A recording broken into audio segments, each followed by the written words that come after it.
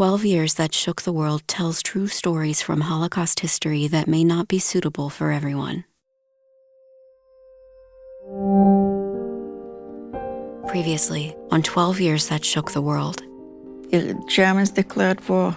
Over the summer of 1941, the Germans flip Eyshishok upside down. They take over Miriam's house, attack Jews, and turn to local police to enforce orders. Zvi looks for strength in his father's wisdom. You are a proud Jew till now. Don't give up. The Germans humiliate Jewish men and teenage boys, including Leon. They beat them and force them to do senseless labor, trying to break their spirits. I will survive you. Jewish people are no longer allowed to leave Eyshishok, and now rumors circulate. Rumors about entire Jewish communities being murdered. Couldn't believe it. How can they kill everybody?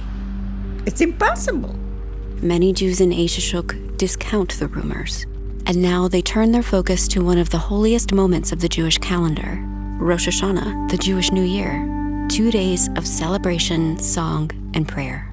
For the Jewish people of Eyshishok, this could be a moment of joy amidst the chaos and the violence. From the US Holocaust Memorial Museum, I'm Erin Harper. This is 12 Years That Shook the World. Episode 3, The Shtetl Crumbles.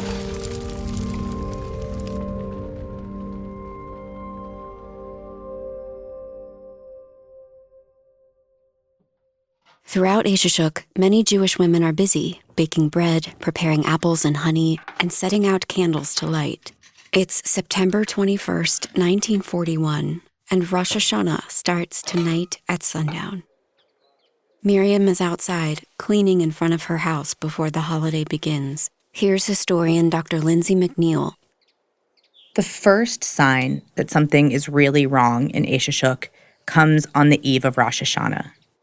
All of a sudden, one friend of ours came to our house and started to cry. And did you see what it's written on the walls? The Germans have just posted an order on the wall in the market square. It says, by sundown, all Jews must report to one of Eyshishok's 3 synagogues near the center of town. But with this new order today, Miriam thinks something is seriously wrong. And this is a sign they're going to do something to us. We felt danger. We did not know what, but we felt danger. A new group of men arrives in Eyshishok. They're Lithuanians, and they're armed with guns. What Jews don't know is that these men are working with a Nazi killing squad in the area. The Lithuanians seal off the town and patrol the streets.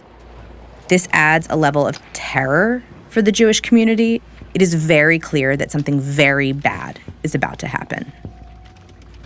After the order goes up in town, people are scrambling to figure out what to do, whether to comply, whether to run. They're trying to figure out who they can turn to for help.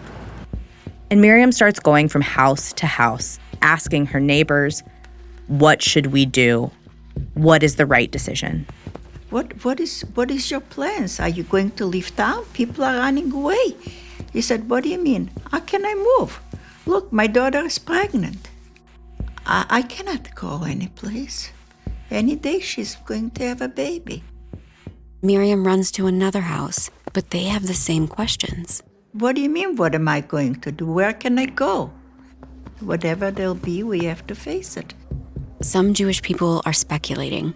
Some think they'll create a ghetto in Eyshishok to imprison Jews. Or maybe the Germans will rob Jews' homes while they're at the synagogues.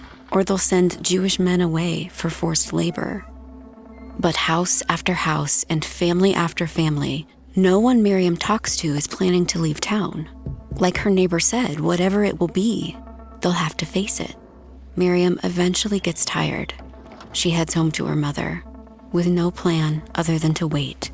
Wait until tonight at sundown to see what the Germans will do. Leon's family hears about the order, and they do have a plan. Everyone in the family, Leon's parents, his grandmother, older brother, and younger sister, had already agreed on what they would do. Here's historian Dr. Edna Friedberg. Leon's mother decides that she and the grandmother and their young daughter Leon's little sister, will go to the synagogue.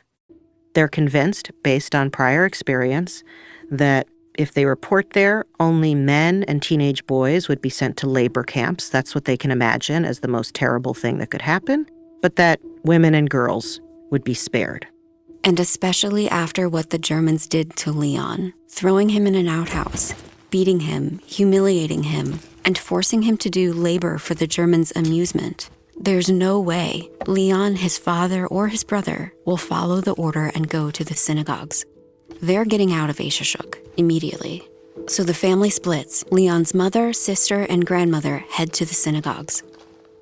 Leon's father changes his clothes. He put on a type of coat and rope belt that was traditionally worn by Christian farmers in the area and decides to try to get out of town. And he manages to do that. Leon and his brother Benjamin head out the back door, through the garden and across the meadow towards the edge of Eyshishok. My brother and I tried to run. But as soon as they reach the border, Leon looks up and sees two men with guns standing guard. The town has been encircled by Lithuanian collaborators to try to keep Jews from fleeing. The armed men confront Leon and Benjamin, search their pockets for valuables, then hit them with their rifles. They tell them to turn around and go to the synagogues. But the boys are not going to report to the synagogues. So now they choose to hide inside the Shtetl. They run home to think, quickly, because now it's already the afternoon, and Jews are due at the synagogues by sundown. Leon and his brother Benjamin run to hide. They are here in their childhood home, the place where they have lived all their lives. They know every nook and cranny and in and out. My brother and I, when we were playing hide and seek with our friends, had a favorite place where to hide that nobody could find us. The barn behind their house. Leon and Benjamin used to lie on the roof of the barn to hide. Leon thinks no one would ever look there. So the boys run to the barn out back and quietly climb up. They lie down on the roof, which is covered in thick layers of straw. They settle in and stay silent.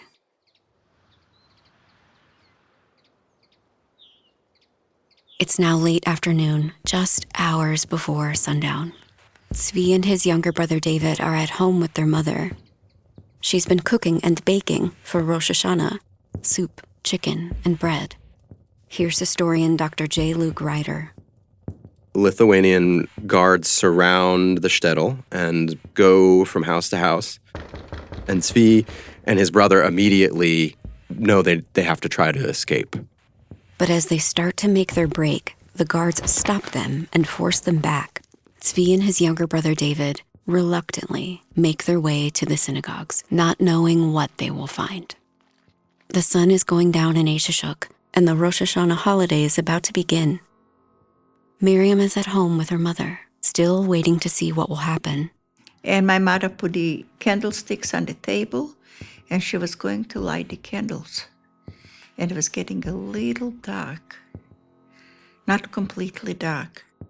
That's when Miriam looks out the window and sees the armed men on patrol. The danger has arrived. And in this instant, Miriam changes her mind. And I said, Mother, let's run. Miriam grabs a coat and a pair of shoes. She bolts for the back door. I opened up and I ran.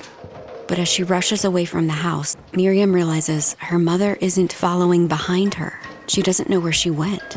But Miriam keeps going and heads out into the dark. It's now sundown when Jews are supposed to report to the synagogues following the Germans' order. And many Jews are showing up. Most of Eyshishok's Jews comply with the order. They gather at the synagogue complex where they are then forced into Eyshishok's multiple synagogues. And they are left there. They're not supposed to leave. They're surrounded by guards. More and more Jewish people are being crammed into these buildings.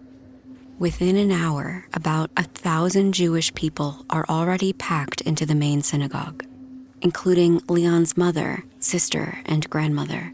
Also, Zvi and his brother David, they spot their father Manny at the other end of the crowd. He had gone there much earlier to prepare for the holiday service. Zvi and David push through the crowd to get to him. young children, the elderly, sick people, pregnant women, familiar faces, people he has known his whole life, packed into what used to be their sanctuary. The time goes by and they really start to panic. More people are forced in and it becomes so cramped that some people have to stand. And after several hours, an area to the front of the synagogue is designated as a latrine. So the air in the space becomes not just stifled, but thick with smell of sweat and excrement. So the atmosphere has really shifted from confusion to chaos. And it's the panic, the yelling and the screaming and the crying from the children. It's terrible. And there's this real sense of calamity inside this place. And I think, imprisoning the Jews of Eyshishok in this synagogue is humiliating of them, but it's also kind of robbing of them of their senses and their physical strength. So after several hours, they're exhausted, they're hungry, they're desperate, and they're very, very afraid. Soon the guards lock the doors to the synagogues and stand watch. The Jewish people of Eyshishok are now trapped inside. Leon and Benjamin still lie on the roof of the barn behind their home, keeping absolutely silent. Just then, below them, a group of teenagers rattle the barn door. The teenagers break the lock, burst into the barn, and cheer with excitement. Leon and Benjamin lie still as the teenagers loot the barn below. The teenagers move on to Leon's house and rummage through the family's personal items. Leon realizes these are kids he knows. Those were neighbors from behind our garden, boys mostly that I went to school with. There's nothing Leon and Benjamin can do, so they keep quiet and wait for the thieves to run away. They stay for the rest of that day, overnight, into the next day, terrified, without information, without knowing what's happened to their parents, to their grandma, to their sister. They lie in the dark as their shtetl crumbles. When Miriam ran from her house, she went to the home of a worker in her family's leather business, a Polish man. Miriam has a relationship with many of their Polish employees, so this is a man she's known her whole life. Now she's asking him for help. She needs somewhere to sleep, and she has to find her mother. I want to go to town and find out where my mother is. He said, I don't know, and I want you out of here. He's afraid that he'll be targeted if he helps Jewish people. His wife was going on terribly. She said, because of you, we have to die. They'll shoot us. I said, don't worry. We'll see to disappear in the morning. We don't want you to die because of us. The couple reluctantly agrees to let Miriam stay until morning, but all night she can't sleep. At dawn, Miriam leaves the worker's house and runs to her family's leather factory on the outskirts of town, thinking maybe she can get help from other workers or find her mother or a place to hide. But the same man shows up, the Polish worker who had just let her spend the night. And again, he tells Miriam to leave. We started to feel more and more that we are not wanted anyplace. We don't know what to do.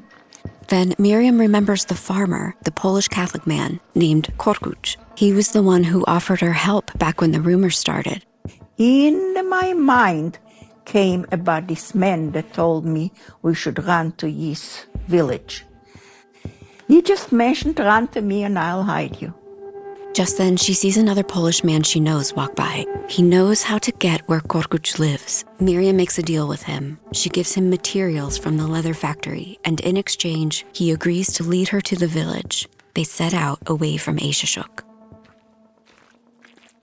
After an entire day of being locked inside the town's 3 synagogues, the now thousands of Eyshishok's Jews are tired, hungry, and anxious.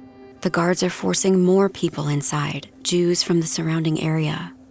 As the day goes on, the anxiety only grows. One of Eyshishok's rabbis says a prayer to mark the new year, Rosh Hashanah. Zvi says it's touching, and it makes people cry. Hours go by. It's getting late. And while we were sitting, it was quiet down, people got tired. Everybody tried to fall asleep. And out of nowhere, Zvi's older sister, Judith, appears. Judith was wanted by the Nazis for being a registered communist. She had gone into hiding in a nearby town months ago, and the family hadn't seen her since. But when Judith heard what was happening to Jewish people in Eyshishok, she came back.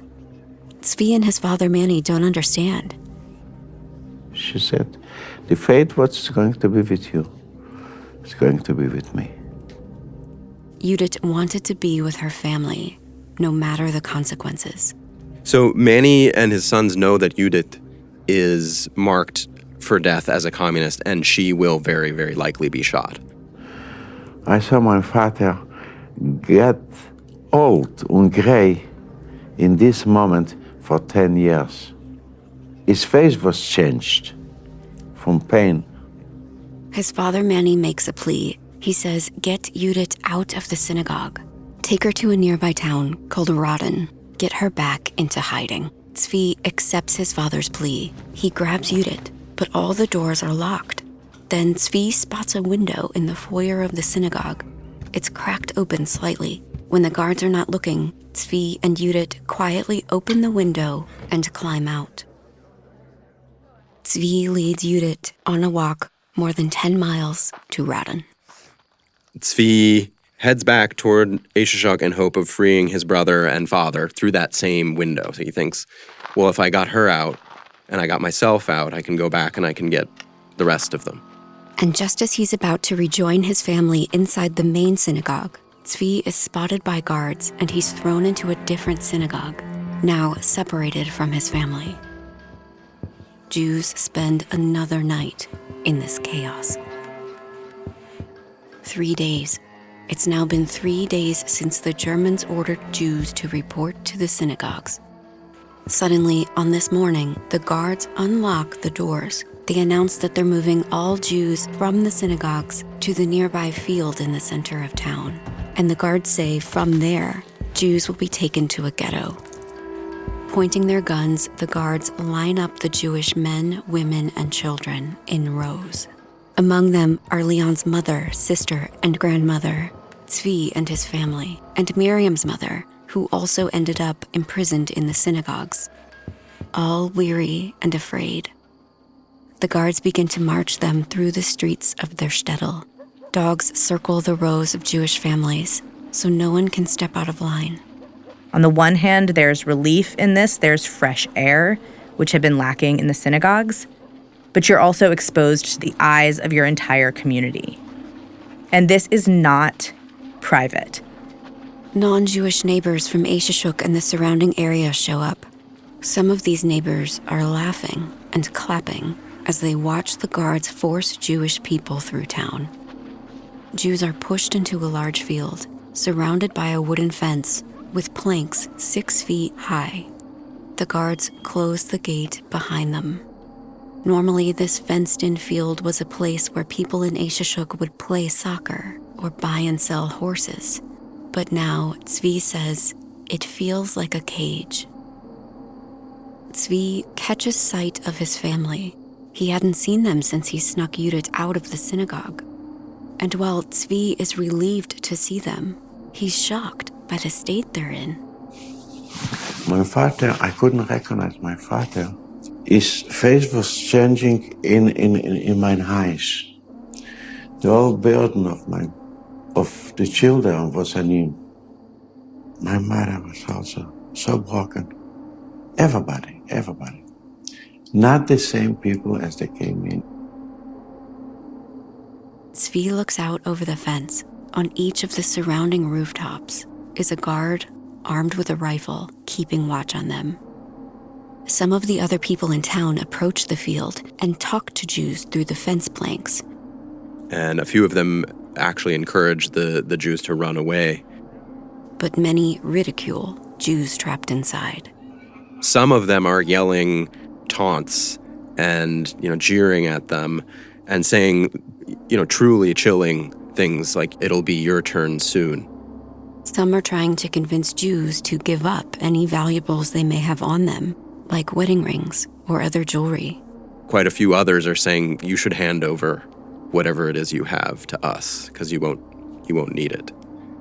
You know, it's clear that the Jews are very, very much isolated from their former community now. Zvi thinks he doesn't even know these neighbors anymore. Their voices, their faces, everything has changed. It's getting dark, and it starts to rain.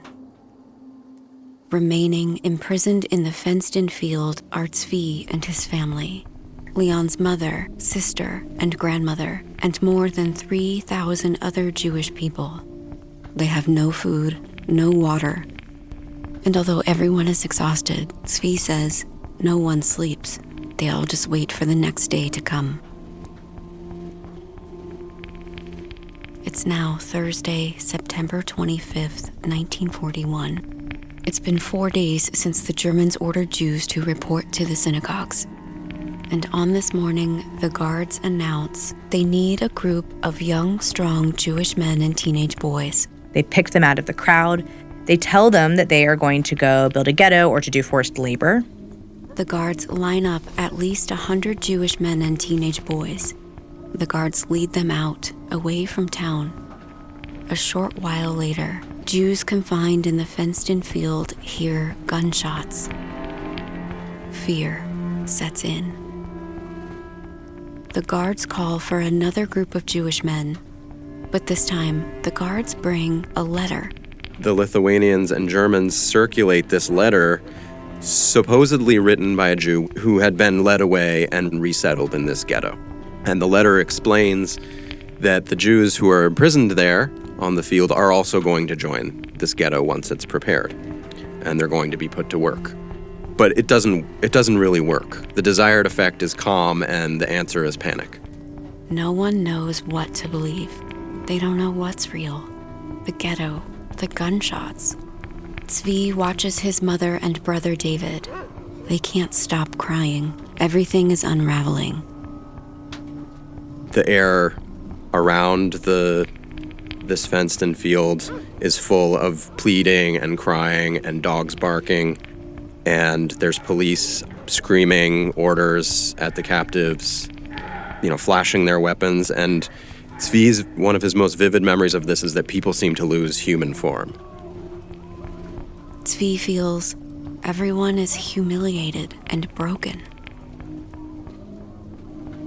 Soon the guards come back, line up a group of Jewish men, and march them away. Every hour or so they return and take another group of men, then another, then another. Some Jewish men volunteer to go, but when not enough men go willingly, the guards send the dogs out to chase Jewish men in line. They take whoever is closest to the gate, so Zvi and his family move farther and farther away, to the other end of the field. As they huddle together, Zvi's father gathers his children. He has something to say. Zvi's father, Manny, he really tries to remain calm. And he seems in the same moment, though, to realize he's not going to survive. Whatever is unfolding, he won't be alive at the end of it. Seems to be his sense. So he turns to scripture. He starts to talk about Jewish history, the trials of suffering and murder that Jews had endured in the past. But he also talks about the future. Manny says even if the Germans are killing Jews here and now, the Germans won't be able to kill all Jews from the Shtetl of Eyshishok. They start to count all of the people who have emigrated to the US, to the Soviet Union, to South America, and they're comforted by the notion that these people will live on, and that Judith, who has escaped from the synagogue, will live on. Zvi feels some hope, knowing that somewhere, some Jews from Eyshishok would survive. Their traditions and their stories would live on. This week, the Germans and their Lithuanian collaborators have unleashed terror on the Shtetl. The Shtetl is fractured. Leon and Benjamin trapped on the roof.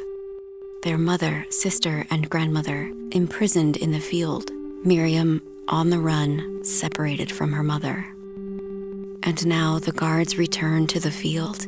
Most of the Jewish men and teenage boys are gone. There's only one group left. In the group are Zvi, his father Manny, and his younger brother David. They're next to be marched away.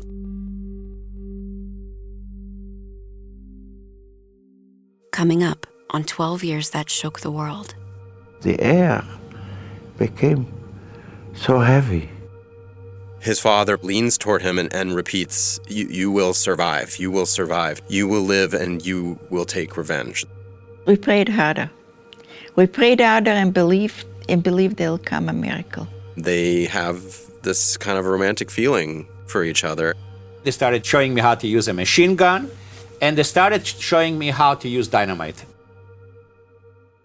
From the US Holocaust Memorial Museum, I'm Erin Harper. Joining me were historians at the United States Holocaust Memorial Museum, Dr. Edna Friedberg, Dr. Lindsay MacNeill, and Dr. J. Luke Ryder. Our show is written and produced by me. Our story is researched by Meredith Guay, with additional research by Dr. Lindsay MacNeill, as well as Claire Cronin, and historian Dr. William Meineke. We offer a special thank you to Dr. Simon Goldberg and Hannah G. Green. This story is informed by the work of historian Dr. Yafa Eliach. Some oral history interviews are from the US Holocaust Memorial Museum's collection as a gift from Jeff Bieber, including Miriam Kabacznik Schulman from 1997, Leon Kahn from 1998, and Zvi Michaeli from 1997 and 1999. An interview with Miriam Kabacznik Schulman from 1996 is a gift from Randy M. Goldman. You can watch these testimonies online in the museum's collection. Other interviews of Miriam Kabacznik Schulman from 1998, Leon Kahn from 1996, and Zvi Michaeli from 1996 are from the archive of the USC Shoah Foundation, the Institute for Visual History and Education. For more information, visit sfi.usc.edu. Leon Kahn's interview from 1982 is from the Montreal Holocaust Museum. For a complete bibliography for our story and for more resources, look for the link in the episode show notes or visit ushmm.org/12 years podcast. This podcast is funded in part by support from the Crown Family Philanthropies, the Joyce and Irving Goldman Family Foundation, Walmart Foundation, and from the Judd, Randy, Stephen, and Barry Mulkin families. Music and sound design by Salt Audio. Lead editor and sound effects by Aaron Kennedy. Listeners, we need your help to make 12 Years That Shook the World even better. We want to hear from you. What resonates? What moves you? And what do you think of our latest season? Look for the survey link in the episode show notes or send an email to podcast@ushmm.org. If you like our show, follow us on your favorite podcast app and share our podcast with others. Thank you for listening.